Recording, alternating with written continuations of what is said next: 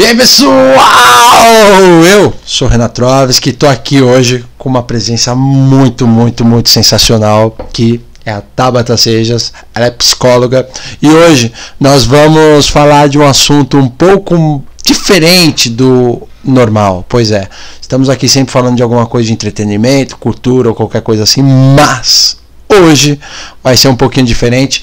Eu estou aqui com a Tabata exatamente para a gente conversar um pouco sobre psicologia, luto, depressão, bem-estar, prazer, por que não, entre outras coisas. E claro que eu não podia falar disso sem o acompanhamento de uma pessoa que tem uma experiência, uma bagagem muito grande com relação a isso. E claro que eu vou pedir para vocês aí acompanharem esse papo, deixarem nos comentários caso vocês se sintam à vontade de falar do assunto, e obviamente que precisamos conversar sobre tudo isso, beleza? Então, fiquem à vontade, esse vídeo é um baita podcast legal, falando sobre todos esses assuntos e muito mais, beleza? Tabata, seja muito bem-vinda aqui, uma convidada ilustre, sensacional e com certeza uma honra tê-la aqui. Prazer. Bom, antes de começar, me diga, quanto tempo que você já está dentro da psicologia e quem é a Tabata Sejas? Bom, eu sou formada já há 7 anos, né? Atuo em clínica já há mais de 5 anos. Então, eu sou formada, especializada em TCC, que é a terapia cognitivo-comportamental. Então, eu me formei na faculdade em 2015, comecei minha pós em 2017. E assim que eu ingressei na pós, eu já comecei os meus atendimentos clínicos, tá? Sempre por essa abordagem, tá? Então, dentro da TCC, a gente tem muito o ser humano, né? Observado pela tríade cognitiva, como ele se vê, como ele vê o mundo e como ele vê o futuro. Pois é, olha só, o bacana aqui é que a Tabata, além de ser uma baita profissional, ela também, eu conheci ela por acaso e enfrentando um medo, né? Um medo de altura. Pois é. Como que é pra você essa questão assim de encarar seus medos, Tabata? Exato, né? Na psicologia a gente tem muito, a gente trabalha, né, muito com isso de, não é um enfrentar diretamente, mas com a exposição gradual, né, dos medos, de algumas questões, e eu decidi fazer também dessa forma. Então, faço terapia, mas o medo, principalmente de altura, eu decidi encarar fora do consultório, vamos dizer assim. Então, não estava nos meus planos de 2022 enfrentá-los, mas eu passei por uma situação em uma trilha e eu falei, não é possível, eu preciso enfrentar esse daqui. Então, eu comecei de forma gradual, comecei com um rapel curto ali, de 12 metros, no Rio de Janeiro, no Morro Dois Irmãos. Foi uma experiência maravilhosa, foi uma experiência realmente incrível. Teve medo? Teve, mas eu fui com ele mesmo. E aí eu decidi já partir pra Sumaré. Na Sumaré eu não tive tanto sucesso, mas eu não desisti ainda, eu vou continuar tentando. Na Sumaré os psicólogos não conseguiram ajudar, mas enfim. Não. Mesmo com a ajuda do Homem-Aranha, ela não conseguiu descer. Mas assim, uma coisa bacana, eu particularmente, eu gosto de enfrentar os meus. Eu tenho alguns e eu acho que é muito legal quando a gente se vê naquela situação de medo, mas deixá-lo vencer ou não acaba sendo uma questão de opção. Exatamente. Né? Esse não foi meu único medo, né? Então eu brinco que eu comecei a fazer trilha. Foi um desafio muito grande pra mim. As primeiras que eu tentei lá atrás, em 2017, eu não tive muito sucesso, mas não era meu foco. E desde o ano de 2018, no finalzinho, eu falei, não, vamos que eu vou tentar pelo menos, porque eu fui fazer uma viagem e eu acordei antes dessa viagem bem assustada. Eu falei, por que eu entrei nessa? Porque era uma viagem que envolvia muitas trilhas e eu sempre tive muito medo de aracnídeos. Quando eu decidi começar a fazer as trilhas, né, eu já tinha ciência desse meu medo, ele já estava, vamos dizer assim, numa escala, né, de 0 a 100, 70%. E era um desafio pra mim toda vez que eu ia pra trilha, então eu ficava observando um pouquinho melhor o caminho, até que em uma das trilhas que eu fiz no começo do ano, que foi essa que eu tive que enfrentar meu medo de altura, eu percebi que eu já passava pelos lugares colocando mão na árvore, sem observar realmente o que tinha ali. Então eu já percebi que meu medo estava diminuindo, vamos dizer assim, né? E quando foi agora em maio, eu fui pra Chapada Diamantina, não avisei o guia que eu tinha medo de aranha, e na hora que a gente tava entrando numas pedras, ele olhou e fez, olha que bonitinha. Quando eu olhei, era uma caranguejeira gigante. Nossa.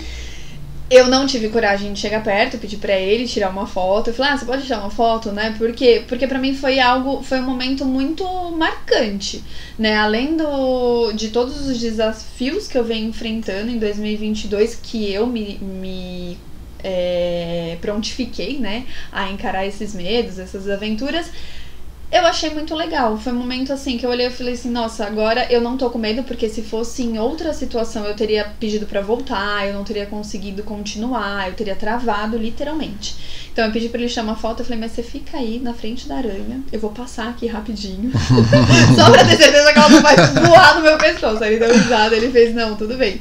E aí eu continuei. O que acontece, né? Óbvio que o nosso cérebro ele entra em estado de alerta, então não é um medo que ele deixou de existir. Ele ainda existe, mas com uma frequência menor, né? Com uma intensidade menor. Então eu segui o trajeto, mas o que eu observei, que eu fiquei por mais ou menos uns 20 minutos em estado de alerta total, né? Então a gente tava passando por pedras, aonde eu ia colocar a mão eu olhava, aonde o meu pé ia entrar eu olhava, sim, tudo. Tanto é que no retorno da trilha, foi uma trilha de 14 quilômetros, né? Então no retorno eu olhava e falava assim, a gente passou por aqui? E ele dava risada, ele, passamos. Aí eu fiz, nossa, parece que a gente foi por outro caminho. Aí ele, não, mas a gente passou por aqui. Ah, vai ver que é porque ela é muito longa, né? E aí, quando eu cheguei perto de onde a gente encontrou a aranha, eu falei, é porque realmente eu não estava com atenção no caminho. A minha intenção estava totalmente voltada para um aracnídeo que poderia ter aparecido ali naquele momento. De uma certa forma, assim, dentro da sua explicação, você perdeu um pouco o prazer de apreciar outras coisas, exato, pelo medo da aranha. Pelo medo da aranha. Mas, eu confesso pra você, eu sou um bundão desnudo.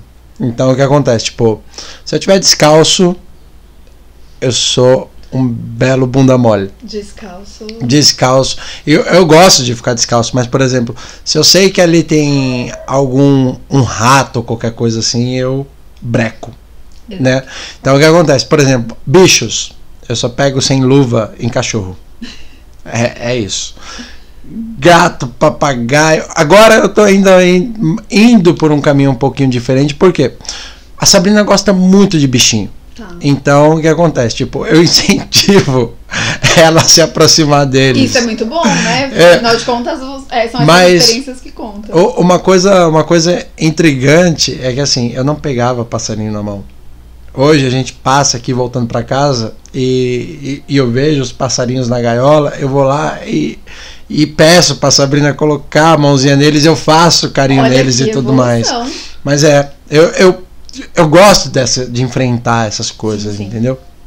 Então, por exemplo, eu particularmente não tenho medo de rato, mas se eu tiver descalço eu não encaro um rato. É simples assim. Eu não tenho medo de barata, nenhum. Mas se eu tiver descalça ou se ela estiver na altura assim do meu ombro, eu vou muito provavelmente pedir ajuda pra alguém, porque eu não tenho o nojo, o medo que as pessoas costumam ter de barata. Mas o meu medo dela estar na parede e ela ser uma voadora, a hora que eu for bater nela, ela voar em cima de mim, é muito grande. Mas eu acho que barata voadora, deixem nos comentários aí se vocês têm esse medo, mas barata voadora é praticamente um mutante, né? Enfim, e pensando nessas coisas de encarar os medos e tudo mais, né? Eu entro no nosso primeiro tópico, né? O bem-estar e a depressão, né?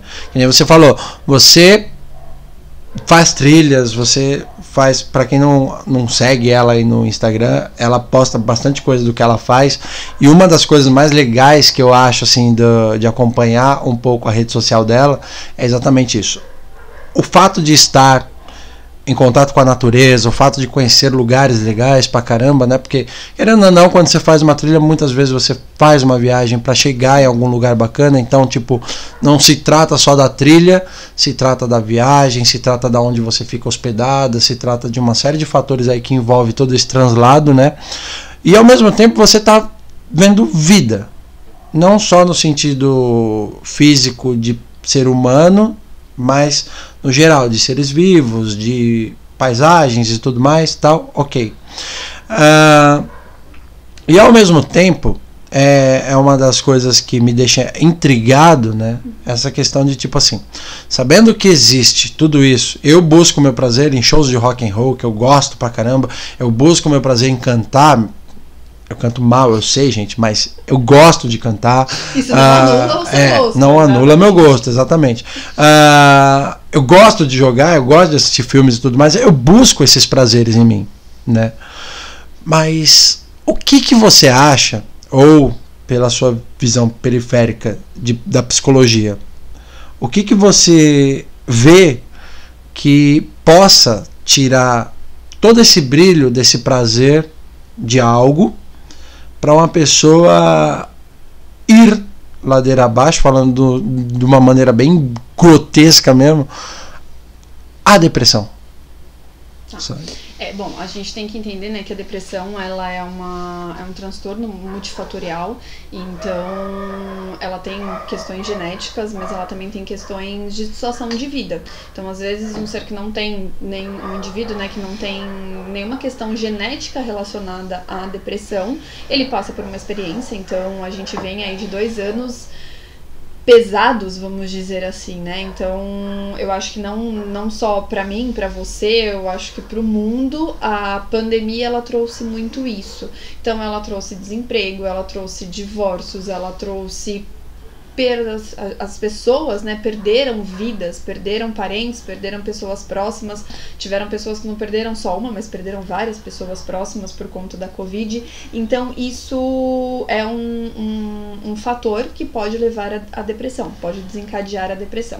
A gente tem a situação financeira também, enfim. Então ela é multifatorial nesse sentido e ela traz muito prejuízo, e não só para a pessoa, né, a pessoa, o indivíduo em si, ele tem um prejuízo em questão de quem ele era para quem ele se torna.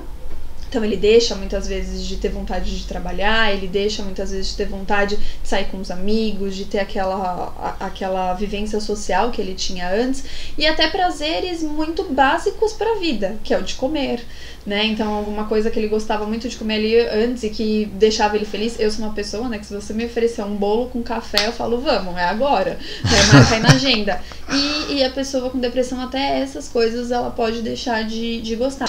Então, em contraponto a isso que nós estamos falando, a pessoa se vê perdendo os prazeres dela, a pessoa se vê entrando numa espécie de caverna que não existe uma esperança de sair do outro lado, né? Porém, eu entro também no fator, apesar dos tabus e tudo mais, né? O que você pensa sobre essa questão das redes sociais? Colocando aqui de uma forma talvez um pouco bruta, mas não deixa de ser enfática.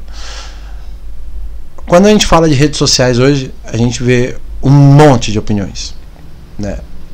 Um monte de preconceitos, julgamentos, né? O próprio Whindersson, ele colocou isso quando ele fala da depressão dele, que tipo, é muita gente comentando há muito tempo sobre a sua condição, sobre as suas coisas, né? A rede social, ela abrange muito isso, mas existe também o ponto da vaidade, que é aquela coisa, olha só, você está postando sua vida maravilhosa no Instagram e tipo... A perfeita, né? A perfeita, exatamente. E você vê tudo aquilo acontecendo e você às vezes pensa, por que isso não acontece comigo, acontece com ela? Porque a vida dela acontece dessa maneira, porque ela faz isso ou aquilo.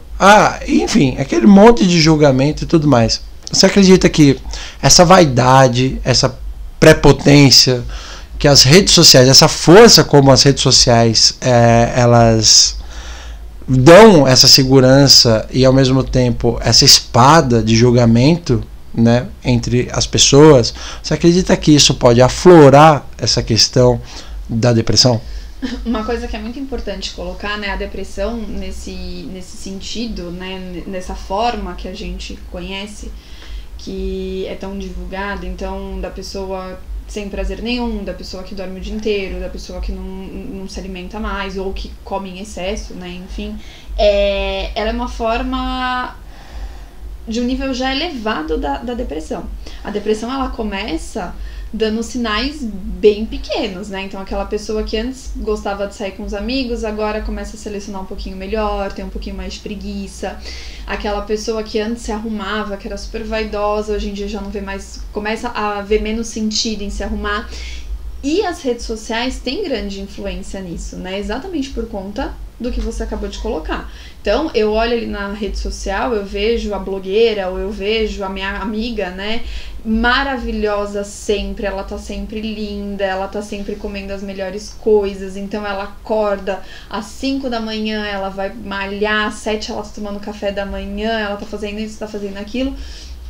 E eu? Nossa, mas hoje eu acordei às 9. Eu sou péssima. Olha, eu não vou ter futuro.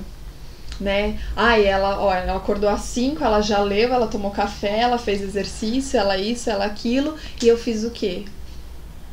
Entende? Então, as redes sociais, ela tem um certo impacto, mas também como a pessoa vê isso, né? Como a pessoa olha essa rede social. Porque eu, Tabata, eu sou muito, vamos dizer assim, não satisfeita, né? 100%, eu acho que eu tenho, todos nós temos pontos a melhorar, mas hoje eu criei uma rotina que minimamente me satisfaz, né? Eu não acordo às 4 da manhã e vou fazer caminhada, mas eu tenho a minha rotina que hoje em dia pra mim tá ok. Tem um dia que eu acordo e eu não quero treinar, eu não faço um treino em casa, eu não vou passear com os meus cachorros? Tem, porque eu sou um ser humano. Tem aquele dia que eu fui dormir um pouquinho mais tarde, que no dia seguinte eu vou me dar aqueles 5 minutos, né, a mais? Tem, por mais que eu preze por uma rotina minimamente certinha, vamos dizer assim, né, que foi aquilo que eu estabeleci pra mim ao longo do tempo. Então, eu prezo muito por isso, mas tem aqueles dias que eu não consigo fazer. Por quê? Porque além de tudo eu sou um ser humano. E eu entendo que essas pessoas que postam a vida perfeita, maravilhosa, instagramável, também não tem todos os dias maravilhosos, né?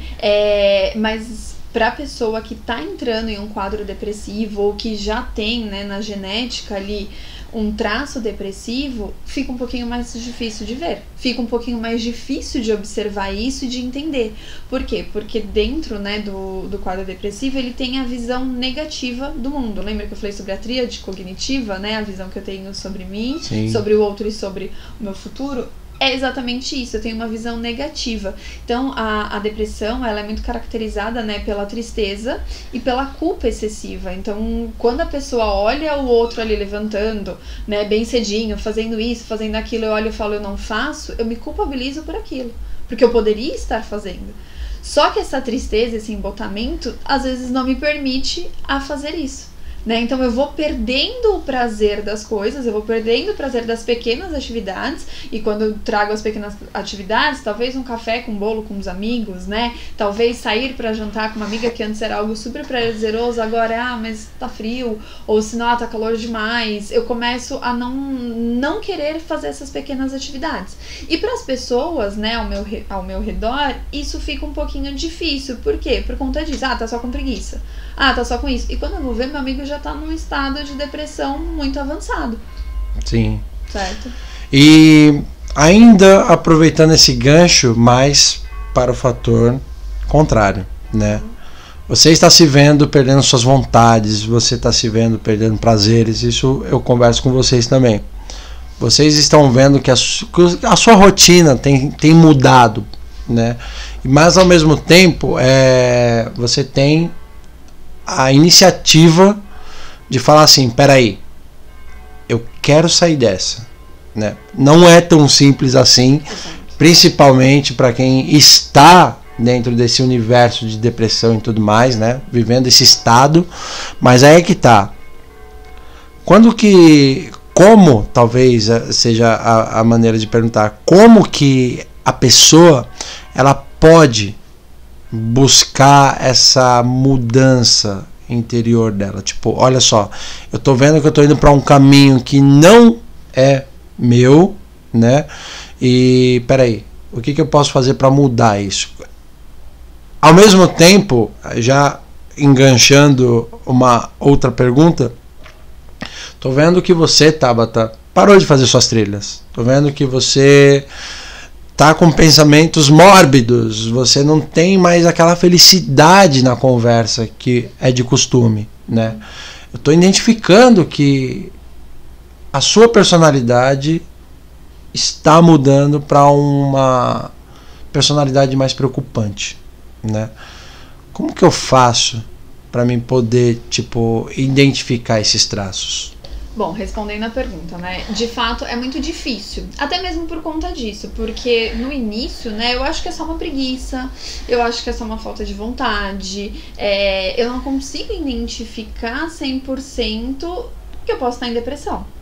Mesmo porque existe o preconceito, né? Então, não tô vivendo isso. Mas eu percebi que isso tá ficando muito frequente. Percebi que está ficando muito frequente, que essas faltas de vontade estão crescendo cada vez mais, que eu prefiro ficar muito mais tempo na cama do que fazendo minhas atividades, que aquilo que antes eu gostava de fazer, eu tô dando exemplo aqui social, né, de sair com os amigos, mas às vezes é, sei lá, é fazer uma atividade física, é passear com meu cachorro, são coisas simples, né, e eu percebi que isso tá acontecendo, como psicóloga, claro, eu procuraria ajuda de um profissional. Sim. Tá, eu acho que esse é o primeiro passo para qualquer alteração que eu perceba, para qualquer dificuldade que eu perceba na minha vida. É aquela coisa, né? Tipo, olha só, tô vendo que tá acontecendo problema.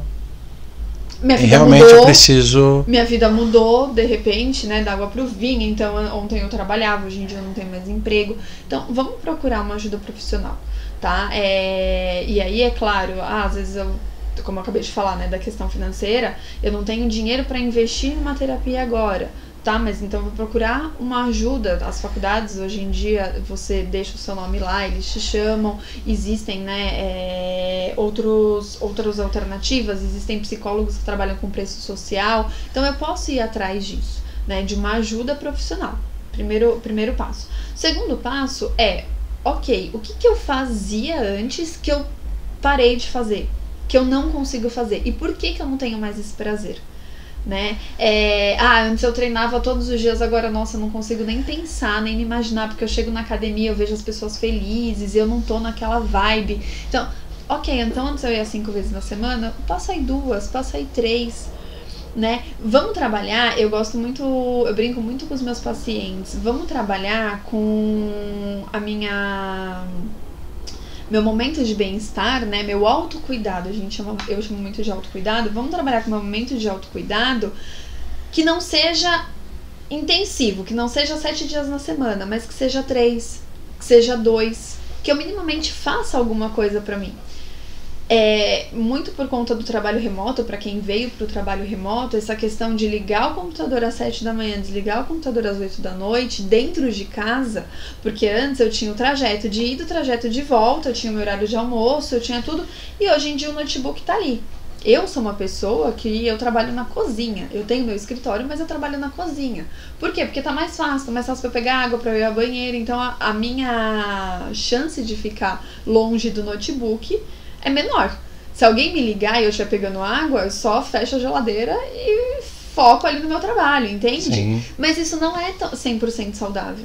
Tem pessoas que colocaram, pela estrutura da casa, fizeram um escritório dentro do quarto. Tem pessoas que trabalham na cama. Olha o quão isso é ruim, né? Eu falo muito sobre o sono com os meus pacientes, porque o nosso sono ele é fundamental para tudo. Com certeza. Fase, né? Então, o sono, quando a gente fala que o sono ele é restaurador, é porque ele é de verdade, é onde a gente elabora memórias e tudo mais. E aí a pessoa trabalha da cama. Aí qual que é o relato que ela chega dentro do consultório?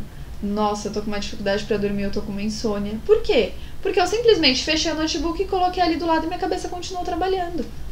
Porque o meu corpo, ele não entendeu que ali é o lugar de dormir, que ali é o lugar de repouso. O ser humano não é um ciborgue, né? Exatamente. Não é um computador que você, tipo, pode deixar ele funcionando 24 horas. Não. E nem um computador, né? Se a gente deixar nosso computador 24 horas funcionando, ele vai ter uma vida útil. Então, se ele foi feito pra funcionar ali, tô chutando aqui, tá, gente? Galerinha do TI, por favor, não me xingue. 10 anos, ele vai durar 5. Ou menos. Se eu usar ele 24 horas por dia. A nossa vida também é assim, a gente não consegue. Se o ser humano ficar 3 dias, 24 horas por dia acordado, esquece, uma hora ele vai desligar total. Eu passei por isso há pouco tempo, da questão da rotina, né? A questão de trabalhar demais e agregar muitas coisas ao mesmo tempo era muito complicado. Eu tive uma web rádio, da qual começava às 6 da manhã e terminava à meia-noite. Às vezes mais porque eu tinha que gravar os programas da madrugada, mas enfim, era uma rotina muito pesada. E, ao mesmo tempo, aquela coisa, o trabalho em si, ele absorve. Você que pensa que você está no conforto do seu lar, trabalhando no notebook e não vai se cansar, pelo contrário. O cansaço mental, ele é muito mais desgastante. Exato. E essa questão de você, eu acho bacana falar sobre, especificamente, a questão das trilhas, porque você citou o translado que você tem. De uma certa forma você está desligado, você está voltando para casa, então tipo, o que ficou no escritório continua lá, né? O translado, você está concentrado, aí você começa a lembrar que você tem coisa para comprar no mercado, você tem coisa para fazer em casa, você tem compromisso com alguém, não sei o que, enfim, isso ajuda a tirar esse peso do trabalho ou de algo que você está muito concentrado. É lembrar que você tem outra vida, né? Exatamente. Fora do trabalho. E essa é a questão, o home office. Eu adoro o home office hoje em dia, mas por quê? Porque eu tive muita ciência desde, acho que do primeiro dia, de parar de trabalhar e continuar tendo a minha vida. Então, uma das coisas que aconteceu quando a pandemia entrou, eu praticava Muay Thai antes, né? Então, eu perdi totalmente aquela rotina. Pra mim, a pandemia foi muito difícil nesse sentido, porque eu sempre fui uma pessoa muito agitada. Então, eu largava o trabalho às 6, corria pro Muay Thai. De quinta-feira eu tinha pós-graduação. Se não tinha pós-graduação, tinha alguma coisa pra estudar. Sempre foquei muito em cursos e tudo mais, ou encontro com as amigas. E, de repente, veio a pandemia, a gente ficou 24 horas por dia. Eu fiquei, né, 24 horas por dia dentro de casa. Isso pra mim foi um pouco assustador no sentido de cadê as minhas atividades. Então, quando começou, eu tentei manter minimamente atividade física, que pra mim é muito importante, né? A minha alimentação eu também tentei manter. Por quê? Porque a tendência de estar, como eu disse, eu trabalho na cozinha, de estar com uma geladeira ali do lado, tá com a panela, poder fazer um brigadeiro à tarde, né? A pandemia começou ali no finalzinho de março, comecinho de abril, já tava esfriando, era muito grande. Mas qual a frequência que eu ia colocar isso no meu dia a dia? Né? Com que constância eu ia estar fazendo isso? Então eu decidi parar e falar, não, peraí, eu preciso manter minimamente uma rotina. O porquê, por favor, tá? A rotina, quando eu digo essa é a minha, para cada pessoa é uma rotina diferente. Uma rotina diferente. Então a intenção de pontuar bastante, de brifar bastante sobre a rotina, é que a rotina ela é extremamente importante para você saber o que fazer. Tá? Mas pra cada pessoa vai ser diferente. Eu sou uma pessoa que eu tenho a rotina de acordar antes das 6 da manhã. Mas eu, lá atrás, né, a Tabata adolescente, a Tabata que estudou, que fez faculdade, eu acordava mais tarde quando eu podia. Hoje em dia a Tabata tá um pouquinho mais velha, né, então eu já tô pegando esses hábitos aí de acordar bem cedo e dormir bem cedo. Coisa de velho. Exatamente, né? De fazer o chazinho ali às 9 horas da noite. Mas é isso, então hoje em dia eu sou a pessoa que acorda super cedo, mas 9h30, 10 horas, eu geralmente atendo até às 10. O dia que eu não tenho paciente, 9h30 eu já tô de banho tomado, com meu chazinho indo pra cama. Quando eu atendo até às 10, então geralmente 10h30, mas antes das 11 eu tenho que estar dormindo. E essa é a minha rotina, e é a rotina que me satisfaz nesse momento, né? Eu costumo falar, nossa vida, ela é muito dinâmica. A nossa vida, assim como a gente sempre teve ciência, acredito disso, mas depois que veio a pandemia, ela veio para deixar claro, né? A gente não tem 100% do controle de nada. Então, o que a gente consegue controlar que no meu caso é a rotina, eu tento manter ela e hoje tá bom desse jeito. Pode ser que amanhã minha vida mude totalmente, que eu tenha um trabalho que me ocupe um pouquinho a mais, mas eu vou tentar deixar ela mais saudável possível. Eu acho que esse é o ponto principal. Então, como voltando à pergunta, né? Como que eu faço quando eu reconheci isso? Então, se eu reconheci que eu tô perdendo muito a vontade de fazer as coisas, que até mesmo a minha disposição para comida tá sendo diferente, o meu sono sofreu alteração, opa, é um sinal de alerta, eu vou procurar ajuda, né?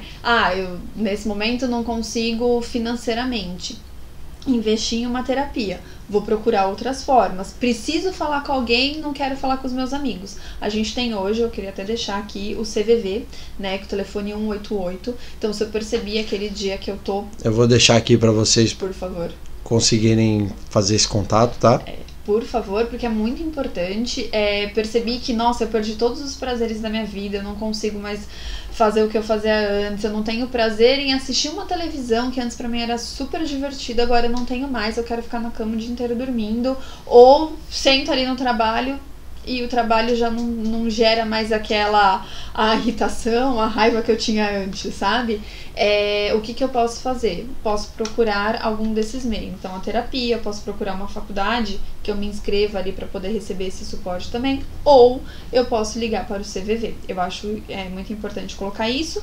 E respondendo a segunda pergunta, eu sou um amigo e eu percebi que o meu colega ali, meu amigo, antes fazia tudo comigo, agora ele não quer mais, eu percebi que ele tá um pouquinho diferente, eu percebi que ou ele perdeu, ele ganhou peso, enfim, percebi que ele teve uma mudança brusca em um determinado tempo, né?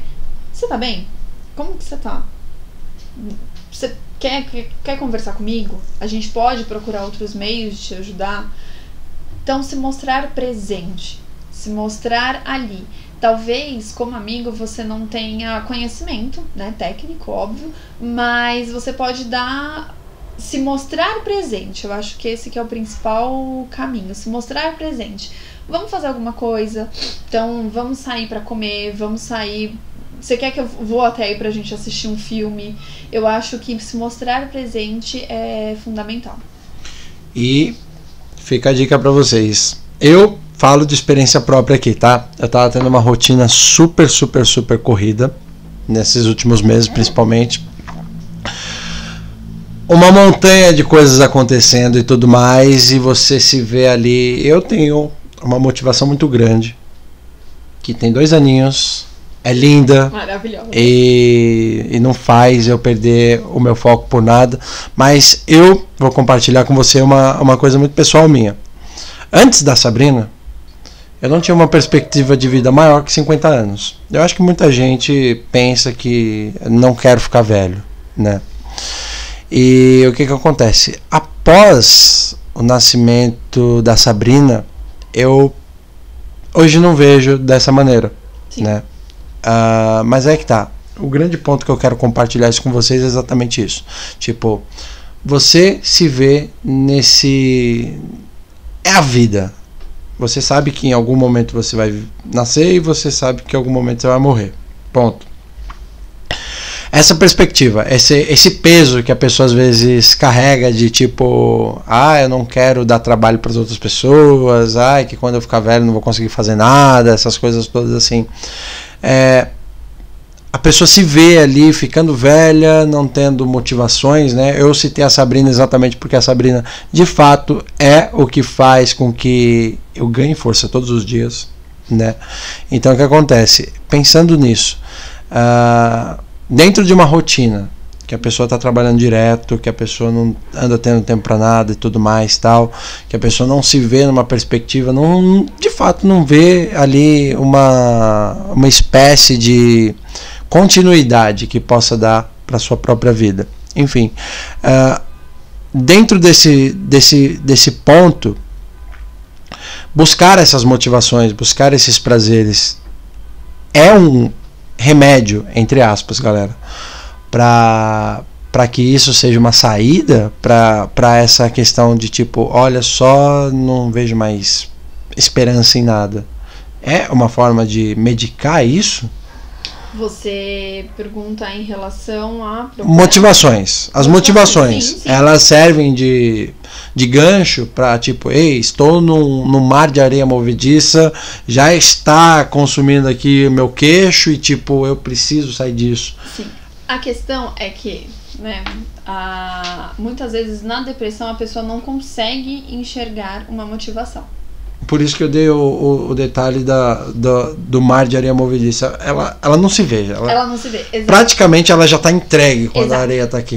E é por isso que, assim, como eu pontuei, a depressão, né, ela tem os seus estágios. Então dificilmente, né, ela já vai começar num nível super avançado em que a pessoa vai estar na areia movediça. Mas, em contrapartida, às vezes é difícil da pessoa reconhecer que ela está entrando em depressão. Esse que é o principal ponto, né? Quando reconhecer isso? Então, por isso que eu acho que é muito importante as pessoas cada vez mais se conhecerem. Nossa, eu gostava de fazer determinada coisa, agora eu não tenho mais prazer. Eu gostava de fazer isso, agora eu não quero mais. Eu era uma pessoa que tinha uma rotina, não tenho mais. Uma pessoa que tô passando muito mal. A minha motivação, por exemplo, do dia é saber que eu vou deitar 1 hora pra dormir. E que eu não quero levantar mais. Entende? Então, quando eu começo a perceber isso, eu já tenho que procurar ajuda. Quando eu estou na areia movediça, né, na maioria dos casos, muito provavelmente eu já preciso de uma ajuda. E aí, nesse caso, né, de um profissional, não só de um psicólogo, mas às vezes talvez de um psiquiatra, de alguma pessoa para poder entrar com uma medicação, mas isso depende muito de indivíduo para indivíduo. Mas eu preciso de uma ajuda profissional, né? E aí, quais as motivações eu posso encontrar? E é muito particular, né? É muito particular. Então você tem a Sabrina, né? Eu tenho, além das trilhas, além das viagens que eu adoro fazer, eu tenho a minha família e tenho meus cachorrinhos, que são os seres, né, aí vivos, que já me acordam brincando e que é pelo que eu falo, não, é muito legal isso, exato, meus cachorros, eu falo, meu cachorro, eu tenho 2, né, eu tenho a Pérola e o Marmaduke foi um presente de pandemia, que meu pai percebeu que eu estava um pouco estressada pela falta de sair de casa e tudo mais, de agitação que eu tinha antes. Ele decidiu me dar um pastor alemão na época com 4 meses. Quase do seu tamanho, né? Quase do meu tamanho, que destruía a casa, que pegava as minhas coisas, que me atrapalhava nas reuniões. E assim, hoje em dia, sim, ele dorme comigo. Hoje em dia eu acordo com ele às 6 da manhã puxando minha mão porque ele quer passear. Então, essa é a minha motivação ali diária, sabe? Na minha adolescência eu tive o Simba, minha mãe abria a porta, ele vinha correndo. O Simba era um husky que eu tive. Ele vinha correndo e tipo, eu tava dormindo, mas ele não pulava no meu peito, ele não pulava na minha perna, ele pulava na minha cara. É lógico, porque não tem graça. E além de pular na minha cara, ele me lambia todo para me acordar. Perfeito, exato. Então, eles hoje são minha motivação. Mas, para uma pessoa em depressão, talvez seja um pouco difícil. E aí a gente fala muito, né, sobre a rede de apoio do depressivo. A rede de apoio de alguém que sofre com qualquer outro transtorno, mas aqui a gente está falando da depressão. A rede de apoio, ela é muito importante. Então, a rede de apoio é quem? São os familiares, são os amigos, são os colegas. Porém, não é fácil. Né? Eu costumo trabalhar muito essa questão em terapia, que às vezes a pessoa da rede de apoio de um depressivo, ela também sofre, né? Ela também muitas vezes precisa de um cuidado, precisa de ser assistida, precisa de um suporte, exatamente por conta disso. Porque você vai chegar pro depressivo, pensa, eu já não tenho prazer em nada, eu não quero fazer nada, e aí chega alguém ali na minha porta, vamos fazer isso, vamos fazer aquilo, eu não quero. Né? Eu não quero levantar daqui. Então, e aí a rede de apoio, né? A pessoa que tá que faz essa função também, ele fala assim, pô, mas eu tento de tudo, o cara não quer nada. Ele não quer se esforçar. Ele que não quer fazer as coisas. A culpa acaba ficando para quem. Exatamente. E a pessoa depressiva também se sente culpada, né? Então vamos lembrar que a culpa no depressivo ela é muito presente, né? Tanto a culpa quanto a tristeza. Então, nossa, mais uma vez eu tô deixando meu amigo chateado. Mas eu não tenho muitas vezes força pra isso. né? Então, por isso que a terapia, ela é fundamental, mas a partir do momento que a pessoa começa a criar ciência, né? Começa a entender esse quadro dele, é também, opa, peraí, ok, antes eu saía, né, 3 vezes na semana, vou tentar fazer alguma coisinha, vou tentar buscar atividades que me dê minimamente prazer. Talvez aquelas não me dê mais, mas o que será que hoje em dia eu encontro prazer novamente? Né? O que será que eu posso buscar? Eu, como exemplo, eu fazia um Muay Thai antes de começar a pandemia veio, entrou, é um esporte de contato, eu acabei parando. Quando foi em agosto do ano passado, eu me fraturei, né? Então eu tive uma fratura na região sacra e eu não posso voltar para o Muay Thai. Então as trilhas foram alternativas. Trilhas, viagens, contato com a natureza em si, né? Não tô fazendo trilha toda semana, não é possível, mas sempre que possível estou.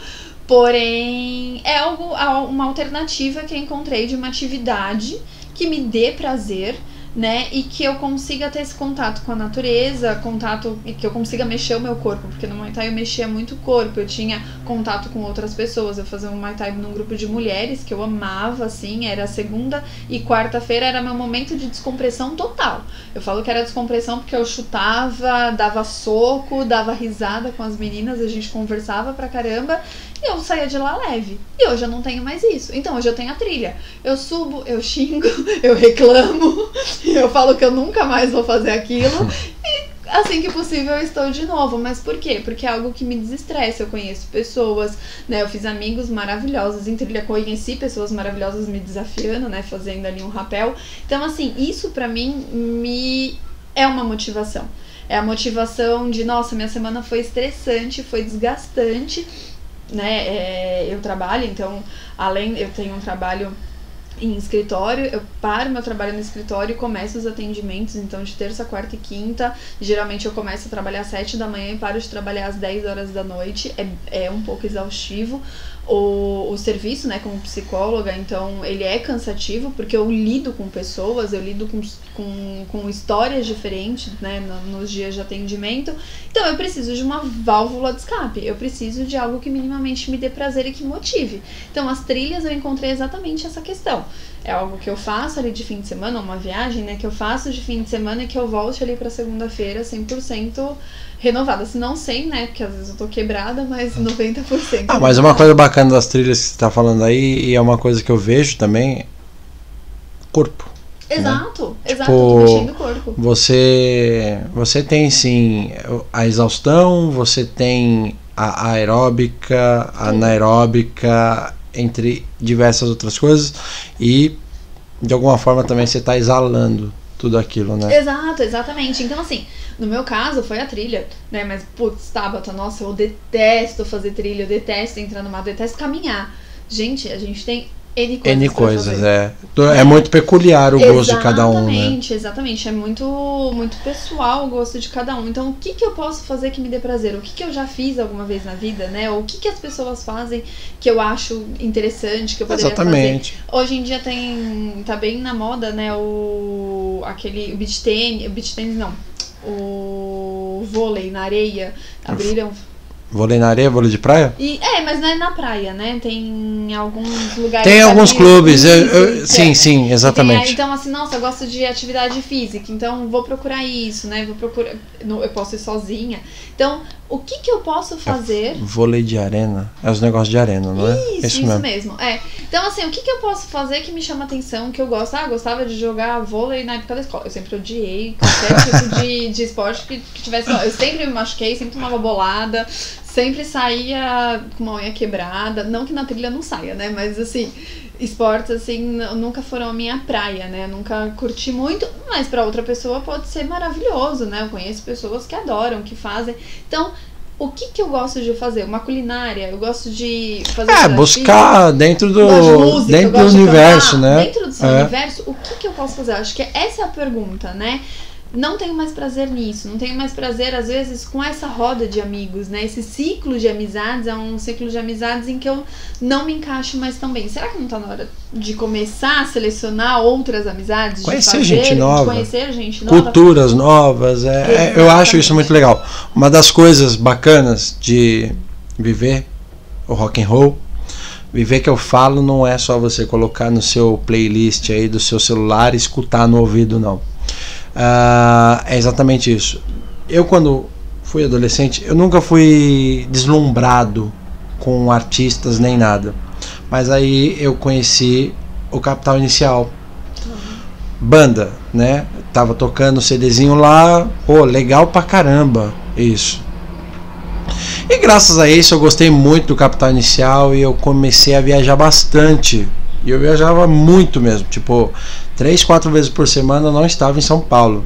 E nas vezes que eu viajava, era aquela coisa, eu ia trabalhar, saía do trabalho, dava tempo de chegar em tal cidade, beleza, eu ia lá e assistia o show, e pra mim aquilo era muito legal, muito bacana. Eram culturas diferentes, eram pessoas diferentes, é muito louco isso. E essa conexão que você tem quando você conhece pessoas diferentes, culturas diferentes, cidades diferentes, você se... É como se você soltasse, se desprendesse das correntes e falasse assim, peraí, a vida não é isso, tá ligado? E é como se você experimentasse sabores de diversas comidas, diversas coisas diferentes, e isso é uma forma de você, de alguma forma, se descobrir. Exato, interiormente. Exatamente. Eu brinco que eu sou suspeita pra falar, né, sobre conhecer novas pessoas, novas culturas, porque eu sou uma pessoa que eu aprendi, né, ao longo do tempo, aí, por diversas situações, a viajar sozinha. Então, eu era a pessoa que eu não comia na praça, né, de alimentação do shopping sozinha, por exemplo. Eu não comia sozinha em lugar nenhum e, de repente, né, não foi de repente, claro, demorou um tempinho aí, eu decidi viajar sozinha. Fiz minha primeira viagem sozinha com muito medo. Pesquisei muito os lugares mais seguros para mulheres viajar sozinha, né? Porque tem essa diferença. É uma atenção, um ponto de atenção, né? É um ponto de atenção. Quais os melhores lugares do Brasil para mulheres viajar sozinha? Top 1, até hoje, eu olhei a lista recentemente, ainda era Foz do Iguaçu, fui pra Foz do Iguaçu. E assim, pra mim foi uma descoberta comigo mesmo. Quando me perguntam, você indica viajar sozinha? Gente, você vai passar perrengue, você vai ter seus desafios. Eu sei como é que é, porque eu também já fiz isso. Principalmente, né, no caso da mulher. Então, eu acho que esse é um ponto muito principal, não só no nosso país, mas em todos os lugares. Mas principalmente pra mulher, tem um cuidadinho a mais. Mas pra mim foi fantástico, foi uma das melhores experiências de vida. Mas eu falo, se preparem. Se preparem emocionalmente, se preparem psicologicamente. Principalmente psicológico, né? Exatamente. Mas eu acho que é uma experiência que vale a pena ser vivida, né? No meu ponto de vista, ela vale a pena ser vivida. Essa de viajar sozinho, eu gosto, eu sempre achei bacana. Eu sou o cara que ia pra balada sozinho. Não, balada não, né? Eu nunca gostei de balada. Barzinho, eu sempre gostei de barzinho de música ao vivo, enfim. E chegou uma vez que eu lembro que eu queria conhecer Porto Alegre. Eu precisava conhecer o Rio Grande do Sul. E o bacana, planejou as férias, site de passagens. Ok, aquela baita oferta bacana, legal, consegui uma passagem de avião do Rio pro Rio Grande do Sul. E beleza. E o trajeto, a ideia era só ir pro Rio Grande do Sul. Aí eu estava pesquisando passagens, eu descobri que de São Paulo para o Rio era um preço que era muito mais barato do que ir de ônibus. E eu falei, olha só que bacana, vou conhecer o Rio. E eu descobri que tinha uma promoção do Rio para Rio Grande do Sul no mesmo valor. E eu falei assim, hoje em dia não tem mais nada. Beleza. Fui pro Rio Grande do Sul. E quando eu cheguei em Porto Alegre, eu lembro que eu estava procurando lá tal, tudo. Descobri, peguei um hotel numa promoção incrível, as fotos maravilhosas, nossa, que pechincha, né? Viajando para lugares maravilhosos com pouco. Putz, grilo, que bacana. Eu lembro que eu cheguei em Porto Alegre e fui para o hotel. Quem é de São Paulo vai se identificar com a localização. Mas imaginem vocês, dentro da 25 de março, subir na Galeria Pajé para entrar no seu quarto. Essa foi a experiência. E esse negócio do cuidado é muito importante. Por quê, gente? Por quê? Eu lembro que eu fiz o check-in e fui comprar minha passagem, porque do Rio Grande do Sul eu ia para Florianópolis de ônibus. E aí, o que acontece? Eu cheguei para comprar passagem, a mulher: o que você veio fazer no Rio Grande do Sul? Eu falei: vim conhecer. Ela: putz, grilo, que merda, hein? E ela falou literalmente isso. Aí eu peguei e falei assim: não pode ser tão ruim. Você tá gastando seu dinheiro das suas férias com Porto Alegre? Você não tinha nada melhor para fazer? E eu fiquei com aquilo na cabeça e falei: não, exagero, é rotina, né? A pessoa que vem para São Paulo, a gente fala que é uma loucura e tudo mais, mas quem mora em São Paulo sabe que por mais que você odeie São Paulo, você ama São Paulo. Exato, né? Você tem tudo em São Paulo. Exatamente. Exagero, que é isso, não sei o que. Enfim, eu descobri que o hotel que eu tava era tipo Avenida Augusta, a Rua Augusta aqui de São Paulo. Era a rua das prostitutas. Era horrível a rua que eu tava e perigosa. Só que turista, né, não conhece, não sabe onde que são os principais pontos. Beleza, eu tive essa experiência e assim, eu sou homem, é diferente de ser mulher, né? Começa por aí. Fui assediado. É uma coisa que para homem não é tão comum, né? Mas para mulher é muito mais perigoso, até porque não vou falar que nem você ainda tem o Muay Thai e você ainda sabe se defender. Ou não. Mas é aquela coisa, tipo, independente de ser homem ou mulher, não, existe isso. Existe. Entendeu? Existe mesmo. Então o que acontece? É muito legal viajar sozinho. É uma experiência que eu acho que todo mundo tem que passar, mas que nem Exato. Você ressaltou a segurança. E por quê, né? Porque assim, a gente fala da exposição gradual, né? Que eu trouxe sobre os aracnídeos. Mas pensa assim, então eu sou uma pessoa, porque que eu sempre pontuo, né, quando pacientes me perguntam: eu vi que você viaja sozinha, eu também quero, você indica? Primeiro, eu não indico pra qualquer pessoa que vá fazer isso na emoção, acho que tem que ser muito planejado, tá? Eu planejei muito a minha viagem, minha primeira viagem sozinha, eu planejei ela acho que com 6 meses de antecedência, por conta dos perrengues. Então vamos supor, a pessoa, né, tá num estado ali depressivo, tá passando por uma situação difícil, tem as suas questões e de repente ela se joga numa aventura dessa, que vai ter perrengue, que vai ter frustração, que não vai ser... Eu já me perdi na Bahia, perto da Praia do Forte. Eu passei, né, do lugar que eu tinha que descer do ônibus, eu me perdi num dia quase 40 graus, com as malas na mão e sem sinal de celular, no nada, assim, literalmente eu estava no nada, né? Então era um chão batido de terra, uma galera mais afastada, né? Uma outra pessoa. Enfim, consegui chegar no meu destino, mas foram momentos ali que hoje eu dou muita risada quando eu conto a história. Com certeza, hoje é uma história engraçada, hoje porque é uma história, sim, ainda bem que não aconteceu nada. Exato, mas no momento que isso aconteceu, meu olho encheu de lágrimas, eu falei: por que eu estou viajando sozinha novamente? Pois sabe? Era a minha terceira viagem sozinha. Mas assim, então você vai passar por experiências talvez não tão agradáveis.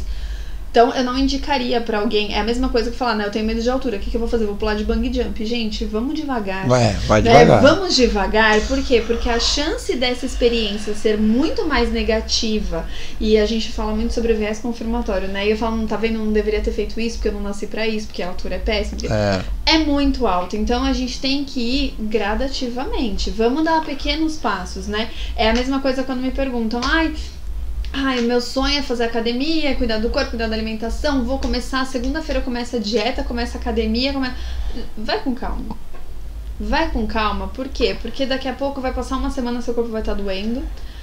Se você não começar uma dieta legal, né, se você pegar uma dietinha ali de fórmula pronta, você vai ter passado fome. Às vezes, e uma coisa bacana de falar dessas coisas de dieta é que dieta é pra cada um, não é a mesma pra todos. A pessoa entrou na internet, viu ali, pegou, pronto.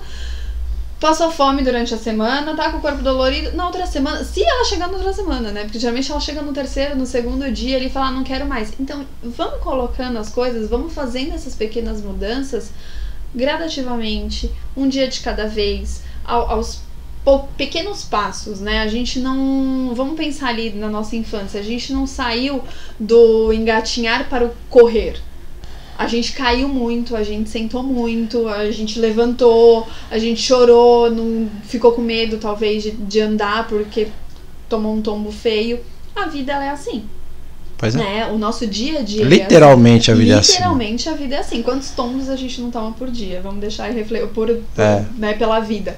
Vamos deixar a reflexão ali, né? Então às vezes eu acordo cheia de expectativa, vou fazer isso, vou fazer aquilo hoje, né?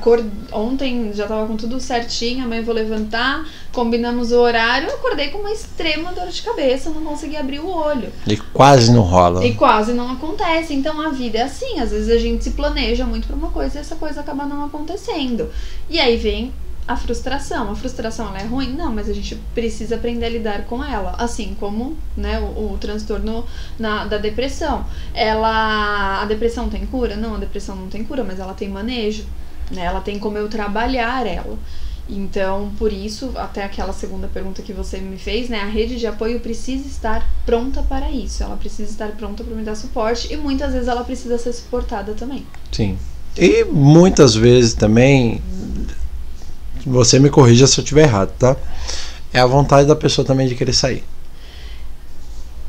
Bom, não vou usar como uma correção, tá? Mas assim, sim, a pessoa precisa estar ciente, né? Por isso que a terapia muitas vezes ela é muitas vezes não, né? Ela é muito importante. Exatamente por conta disso, porque a pessoa precisa criar a consciência, ela precisa estar ciente do quadro que ela está, para ela conseguir sair, né? Porque não é só força de vontade. Então, vamos pensar, eu gosto muito de dar aquele exemplo de eu tenho bronquite. Uhum. Todo mundo sabe que eu tenho bronquite em casa, né? Se as pessoas só falarem pra mim, para de ter falta de ar, respira, vai ali, abre a janela e puxa o ar. Eu não tenho ar pra puxar, então eu preciso do meu medicamento pra conseguir respirar. A depressão é a mesma coisa. Não basta eu falar, você precisa melhorar. Eu preciso ter a consciência, eu preciso estar ciente disso e em alguns casos eu preciso sim do medicamento, né, pra conseguir voltar, mas eu preciso às vezes de terapia. Mas aí que nem assim, por isso que eu te falei, me corrija se eu estiver errado, porque assim, a maneira como eu coloquei, não exatamente que é uma obrigação. Sim. Mas tem que partir da pessoa também querer melhorar, né? Buscar ajuda, buscar ajuda. E por que é importante enfatizar isso? Parece taxar muito a pessoa, né? Você não se ajuda, mas não é isso, é que ela também precisa dar alguns passos, né? Eu acho que foi nesse sentido essa pergunta. Ela precisa dar alguns passos. É aquela coisa, por exemplo, eu vejo da seguinte forma, pode estar errado, eu sei, mas assim, tipo, é normal a pessoa se adoentar. Sim. Acontece, né? Mas aquela coisa, tipo, muitas vezes a melhora ela vem também de uma certa forma de quem está doente. Por quê? Porque se ela não tem a consciência que ela precisa procurar ajuda, se ela não tem a consciência que ela precisa seguir aquele tratamento, se ela não tem a consciência que aquilo é para a melhora dela, eu acho que ela não consegue de alguma forma desenvolver uma melhora de fato, né? Como eu acabei de colocar, né? Eu tenho a bronquite, então eu preciso do remédio. Exatamente. O remédio, muitas vezes, quem vai colocar na minha boca sou eu, né? Quem vai ali pegar e colocar e tomar sou eu. É exatamente isso, e por isso que a gente enfatiza muito a rede de apoio, tá? Por mais difícil que seja para a rede de apoio, ela vai ser a responsável por muitas vezes sinalizar, falar assim, olha, eu entendo que talvez seja difícil nesse momento você procurar ajuda, mas você já percebeu como você está, né? Você já percebeu que você tem pessoas que te apoiam? Vamos nessa, né? Vamos juntos. Então, a rede de apoio ela vai servir muito nesse sentido, para dar aquele empurrãozinho para a pessoa conseguir se ajudar também. Com certeza. Bom, mas a gente tá falando bastante dessa questão da depressão, mas assim, eu tenho lido, você como psicóloga, deve acompanhar também esse tipo de informação. Muitos dos casos da depressão, ela leva as pessoas a tomarem as piores decisões, né? Então eu falo disso porque às vezes você tem um amigo que é muito, muito importante para você e você recebe aquela ligação no meio da noite falando assim, ó, fulano morreu, né? E aquela coisa, entra essa questão dos prazeres, enfim, de todas as outras coisas, assim. Você é minha esposa, te amo infinitamente e você morreu. Ou perdi minha família, né, que é uma coisa que assola muito as sociedades e tudo mais. Aqueles prazeres que nós temos de base, eles deixam de fazer sentido. Às vezes a sua vida para você para de fazer sentido, né? Como que é esse recomeço? Tipo, não necessariamente falar uma receita especificamente. Que não existe. Não existe. É como a gente fala. Tudo que nós estamos conversando aqui, galera, é bom ressaltar isso porque são apenas casos, discussões aqui que são relevantes para principalmente quem está vivenciando algo parecido. Não é que isso seja certo ou errado, é bom deixar claro. A ideia daqui é exatamente vocês entenderem que não são receitas, são talvez dicas para que não se deixem aflorar essas coisas, entendeu? Porque assim, o nível de pessoas que perdem a esperança é muito alto e tem crescido bastante, principalmente depois das redes sociais, galera. E da pandemia. E da pandemia. A pandemia exponenciou isso, né? Então o que acontece? Nós vemos aí pessoas muito queridas que acabam sendo ceifadas, se suicidando e tudo mais, né? Então assim, tipo, vou primeiro colocar o ponto menos fatal da situação. A pessoa perde tudo, perde a esperança e acaba de repente numa questão conjugal, acaba perdendo a segurança de si, né? Às vezes não consegue um novo relacionamento, às vezes não consegue se adaptar a uma nova condição de vida. A pessoa que tem aquele trabalho que tipo, uau, é tipo sensacional, é tudo que ele quis na vida, acaba perdendo, né? Então tipo, acaba achando que não consegue se reconstruir, que não consegue se reinventar, né? A pessoa que tem amigos muito queridos, né? Tipo, acaba achando que nunca encontrará outra pessoa que possa ser um amigo tão bom quanto aquele. Esses são prazeres que mexem muito com o nosso emocional. Sim. Né? Uma pessoa, sou seu melhor amigo e de repente você se vai, ou tipo, você vai para um lugar que eu não consiga ter mais contato com você, enfim, seja lá qual for. Tipo, isso causa uma questão emocional muito pessoal para cada um, né? Então assim, como que é essa questão psicológica de uma pessoa que perde isso? Só que assim, tipo, não é uma coisa que o copo cai, quebra e a gente vai lá e limpa. É uma coisa que fica. São feridas ali que, tipo, se abrem e são difíceis de serem cicatrizadas. Na questão psicológica, como que é para essas pessoas esse tipo de experiência? Tipo, buscar uma maneira de não chegar, e entra a parte mais fatal, não chegar a um ponto de falar assim, ó, a vida pra mim acabou, eu quero sair disso, eu vou me matar. Um dos fatores aí da própria depressão é isso, né? São as situações de vida. Então, as situações mais difíceis podem me desencadear, assim, a uma depressão. Nesse caso, a gente fala muito do luto, né? Eu acho que o termo mais específico para isso é o luto. O luto, ele tá muito relacionado à morte pra gente, mas quando a gente perde, por exemplo, um relacionamento, né, de anos, por exemplo, ou um relacionamento muito importante, muito impactante, eu posso sim chamar de luto. Por quê? Porque eu perdi algo que eu tinha ali. Então é algo que eu tô vivendo muito próximo àquilo que eu chamo de luto.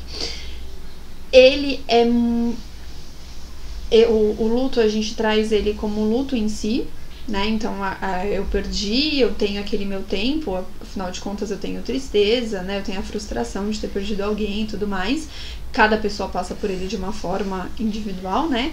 Então eu perdi meus avós em 2013 e 2014, consecutivamente. Um foi em 2013 e outro em 2014. E eu sou a pessoa da organização. Então, meu avô faleceu em 2013, em julho. Nossa, ajudei a organizar o enterro, o velório, tudo. Eu não tive tempo para sentir aquilo naquele momento, mas eu senti logo depois, né, que houve o enterro. A minha avó a mesma coisa, minha avó foi em agosto. Também organizei, ajudei, né, os meus familiares ali com velório, com as questões burocráticas e tudo mais. No dia seguinte... eu levantei e eu ainda ia trabalhar, porque eu tinha coisas pra fazer no escritório. Mas na hora que eu levantei, deu aquele estralo de você perdeu alguém. Se permite a isso, né? Se permite a sentir isso. Você tá triste. E eu realmente estava triste. Então deitei, chorei, mandei mensagem falando, gente, eu não vou hoje pro escritório, né? E é óbvio que hoje eu ainda sinto muito essa falta que eles fizeram, mas de uma forma mais... vamos dizer assim, nas datas especiais, né? Então, dia da mãe, dia das mães, dia dos pais, que a gente fazia festa, fazia almoço ali com eles, ia até lá, dava um presente, uma lembrança. Você sente, mas é algo natural, né? É uma saudade que fica. Então, esse é o luto, cada pessoa vai passar. Então, tem pessoas que sentem ali uma semana depois, tem pessoas que assim que a pessoa faleceu já sentem demais. E a gente tem em contrapartida o patológico, que é aquela pessoa que ela não se recupera, que passa 2, 3 anos e ela sente a mesma emoção do dia em que a pessoa faleceu, né? E aí ela começa de fato perder as esperanças em relação à vida dela. Então ela não vê mais sentido, ela perdeu a mãe, perdeu um marido, perdeu a esposa, enfim, e ela passa a não ter mais sentido na vida. Certo? E a mesma coisa para a depressão, né? Eu acho que entra também no caso de um luto patológico, que é, eu preciso que a pessoa tenha ciência. Então, mais uma vez, a rede de apoio vai entrar muito forte nisso. Como que eu tô vendo aquela pessoa? Eu acho que todo mundo já teve um conhecido, um amigo, que você olha e fala assim, ele não superou. No caso aqui eu tô falando de morte, né? Mas ele não superou a morte, ele não superou o término, ele não superou...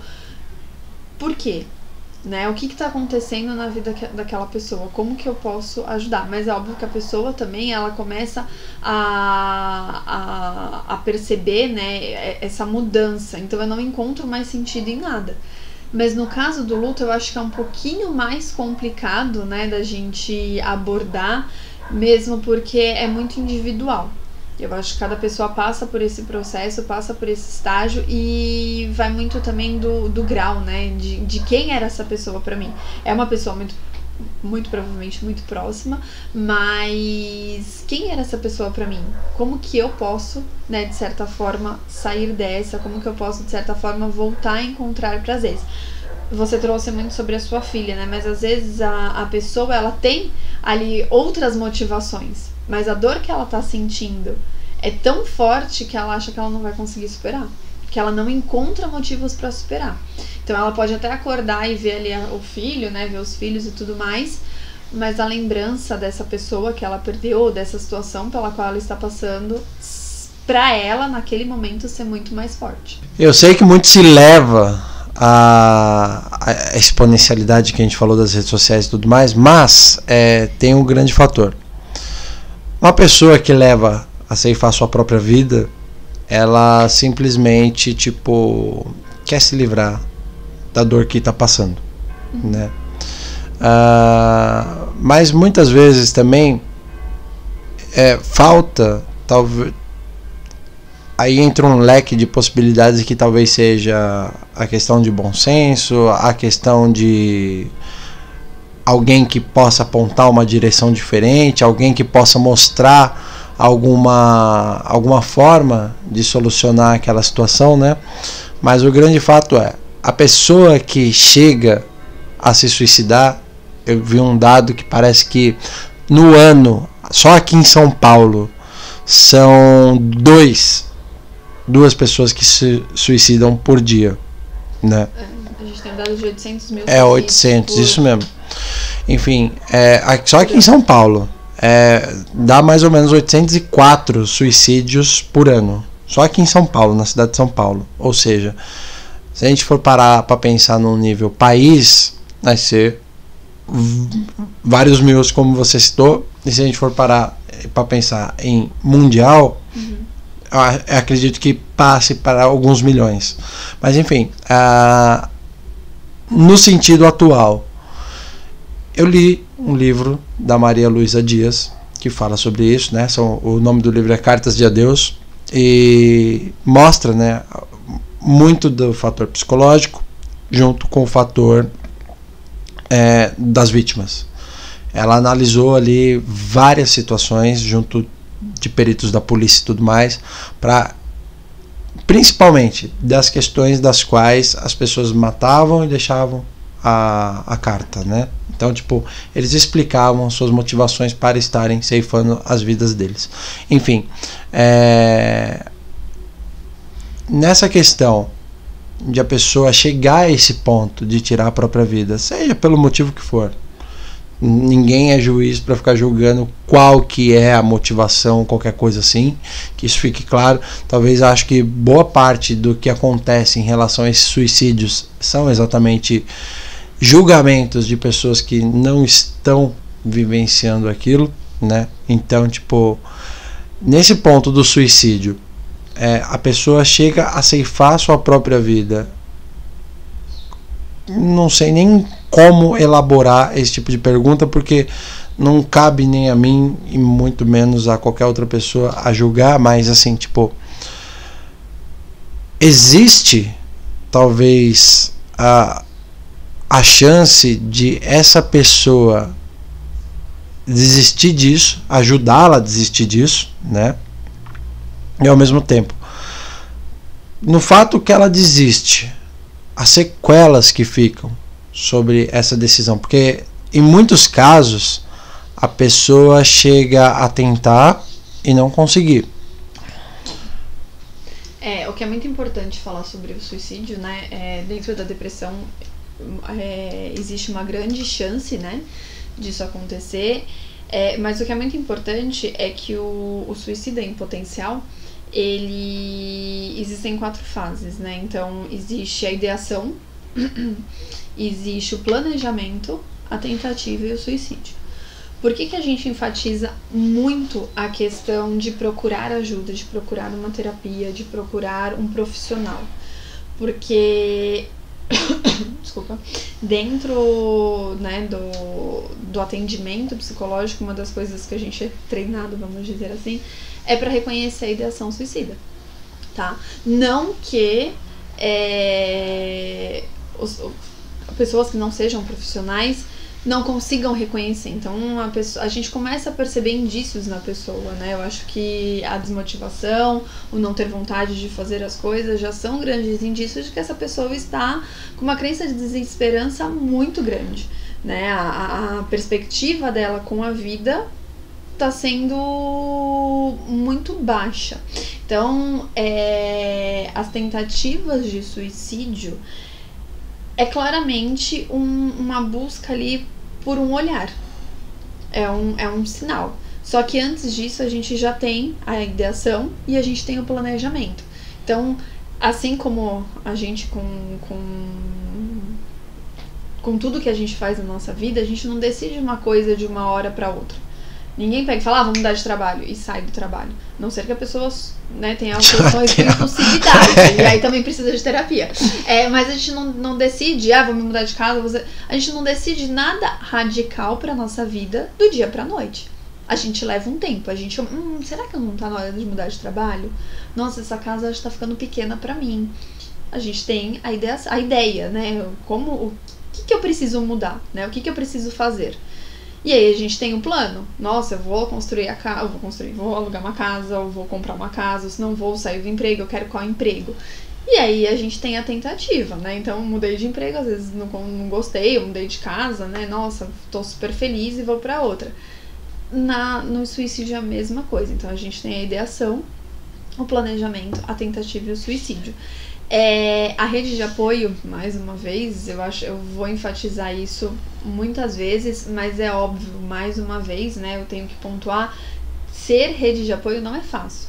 Então, muitas vezes a rede de apoio, ela precisa de um apoio, ela precisa de um suporte para isso, né?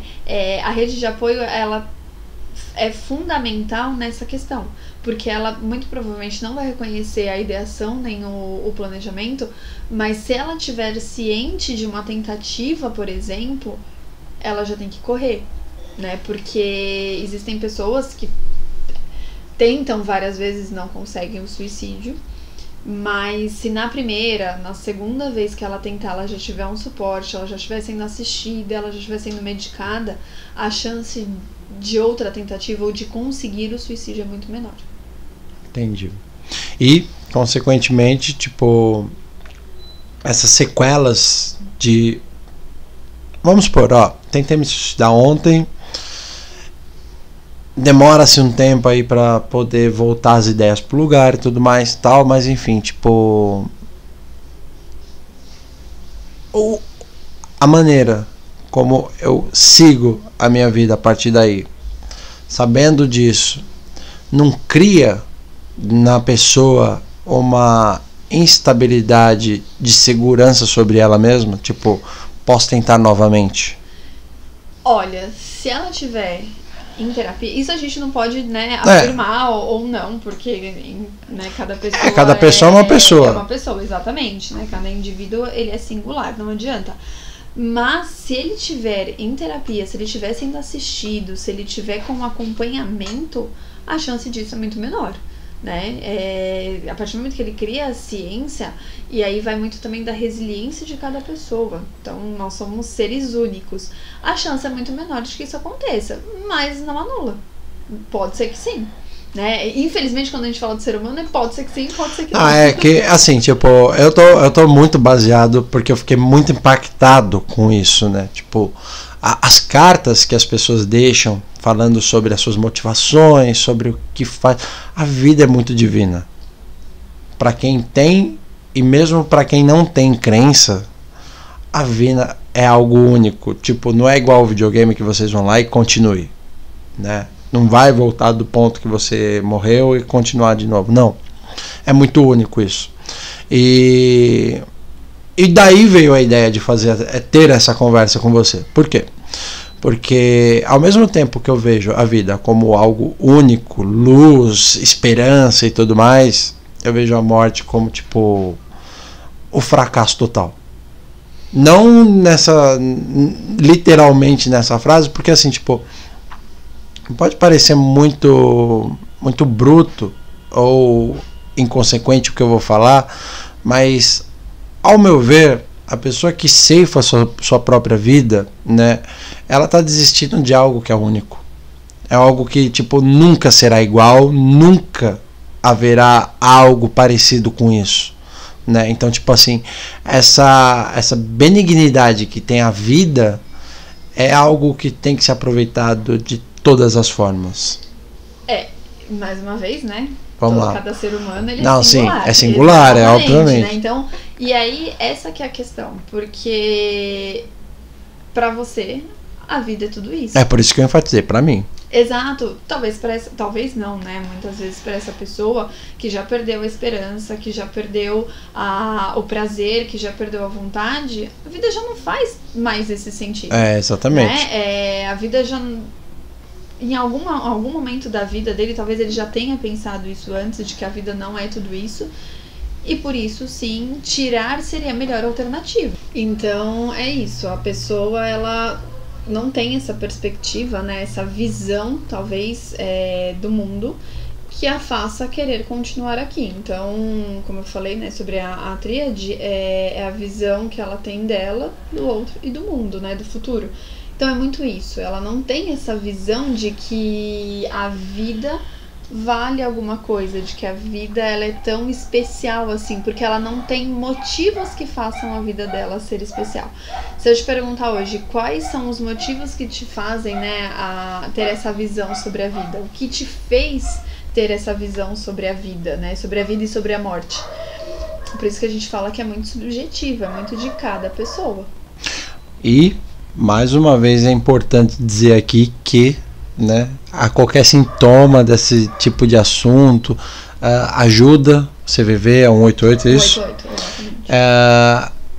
Entrem em contato com um profissional, perguntem, pesquisem, né, porque é muito, muito, muito importante tudo isso.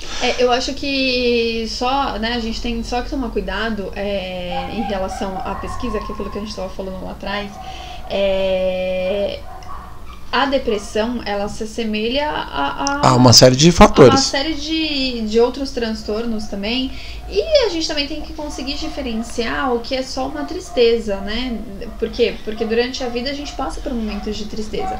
Assim como a gente acabou de falar que a nossa vida ela é muito dinâmica, então às vezes a gente passa por uma situação ali frustrante, uma situação desagradável, né? A vida ela não é feita só de momentos maravilhosos e perfeitos, a vida tem seus altos e baixos, e não só a minha, a sua, eu acho que todo mundo tem esses momentos de alto e baixo. A vida ela não é perfeita que nem no Instagram, tá, gente? Por favor, no Instagram a gente coloca aquilo que é bom pra mim, a gente coloca aquilo que eu quero que o outro veja. Eu gosto de brincar que eu coloco no Instagram 5% do que as pessoas querem que eu saiba, que querem, né, que eu quero que as pessoas saibam de mim. O que é importante, né? Que tem muita gente que não tem esse filtro, né? Exato. E assim, eu coloco aquilo, os meus momentos legais. Eu não preciso colocar ali no Instagram o momento que eu tô me descabelando, às vezes, trabalhando até tarde. Ou o momento que eu tô fazendo relatório de paciente. Ou o momento que eu Ou até mesmo aqueles momentos mais íntimos que você tá triste, chateada com alguma coisa, exatamente, né? Exatamente. Eu, Tabata, não coloco. Não é uma crítica quem coloca, pelo contrário. Eu acho que também faz parte das pessoas, né? Dessas pessoas que enxergam a vida dos outros maravilhosamente, entender que nem todo mundo tem momentos só bons, né? A gente tem momentos bons e ruins o tempo inteiro, né? Essa é a vida, ela é muito dinâmica. Então, é muito importante também fazer esse filtro, e por isso, mais uma vez, eu vou enfatizar a busca por uma ajuda profissional. Exatamente. Porque é o profissional que vai conseguir te ajudar, que vai conseguir te orientar e que vai conseguir com você ali, né, dentro da terapia, enfim, vai conseguir te orientar. Para onde eu posso ir a partir de hoje? Dentro da TCC, claro que dentro da psicologia a gente tem outras abordagens, tá? Então, por isso que é muito importante com qual que eu me identifico, né? Procurar um profissional ali que eu tenha essa identificação. Mas dentro da TCC, a gente eu trago muito essa questão, né, para o paciente, de como a gente vai trabalhar juntos. E por quê? Como você perguntou, a pessoa precisa se ajudar.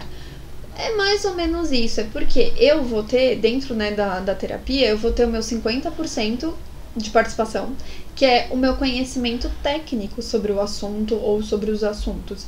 E a pessoa vai me trazer os 50%, que o 50% é o que? É o que ela tá sentindo, e realmente o que ela tá sentindo. Não adianta só ela chegar e falar assim, que às vezes eu não tenho ânimo, mas na cabeça dela eu não tenho vontade por causa disso, eu não tenho vontade por causa daquilo outro, eu não quero isso, eu não quero aquilo, eu não quero aquilo outro.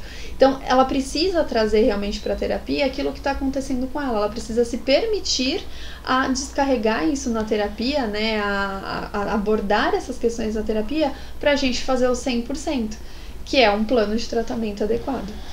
Lembrando, né, enfatizando também essa questão da pesquisa, gente. Se você tiver com dor de cabeça, você vai no Google, é câncer, né? Então, tipo, enfatizando essa parte. Então, por isso é que é importante ter cuidado. Existe sim a importância de buscar conhecimento na questão de sempre se ajudar, né? Exatamente. Sempre melhorar. Ou se eu vejo um amigo que está numa situação, nossa, como que eu posso ajudar? Muito provavelmente é essa rede de apoio que vai fazer esse trabalho, né? Como que eu posso ajudar? Mas só toma cuidado, tá? Porque chá de camomila ele faz bem, né? Mas em excesso ele pode não ser tão funcional assim, né? Sim, então sim. é isso que a gente tem que tomar cuidado. Nada em excesso traz algum benefício para todo mundo, né? Exato, a gente tem que tomar cuidado com essas receitinhas prontas. Então, exatamente. O profissional é a pessoa mais adequada para orientar. Bom, galera, olha só. Se vocês passam por algo, se vocês precisam de ajuda, se vocês têm algum conhecido, deixa aí nos comentários a situação que vocês estão passando. Conversem não só aqui comigo, mas com toda a galera aí. Os comentários sempre trazem alguma coisa relevante, né? Galerinha do mal aí que gosta de comentar bobagem, acima de tudo respeito, seus comentários não preciso nem falar, né? Porque eu acho perda de tempo, mas serão excluídos, claro, e com certeza discutam sempre sobre esses assuntos, que eles têm sim que serem botados em mesa e tem sim que chegar ao maior número de pessoas possível, porque você pode estar ajudando alguém e nem sabe, você está entendendo? E o mais legal de tudo isso, às vezes quem está passando por algo parecido com isso, com essa realidade, às vezes encontra de repente aquele fio de esperança, aquele fio que alguém não teve, e de repente aqui está uma forma de encontrar, porque quando a gente fala de vida, a gente não fala só das coisas legais. Uma coisa bacana que tem dentro do filme Divertidamente é exatamente isso. A tristeza, ela faz parte essencial da construção, não só da personalidade, mas também da sua vida. Exatamente. Existem os pontos importantes. Como você falou... As emoções, elas precisam ser vividas, né? Elas precisam ser experienciadas.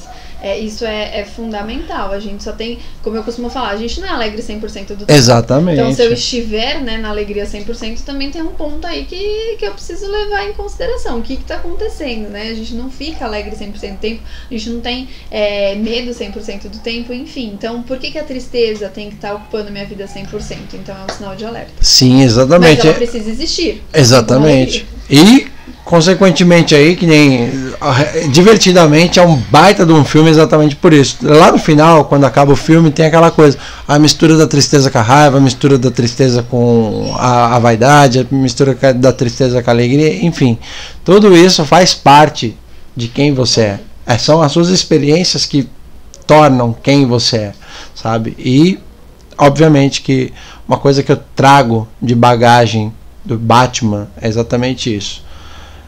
Por que caímos? Para aprendermos a levantar. Exatamente. Né?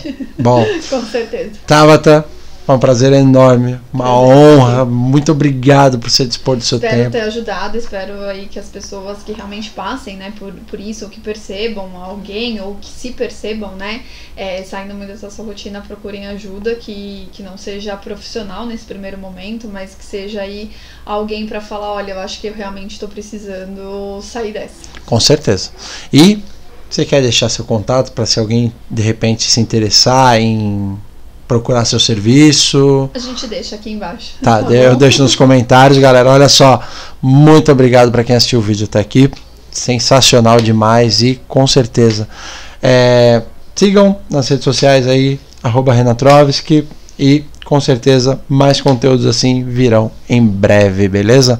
Um abraço a todos vocês, fiquem com Deus e até a próxima, pessoal!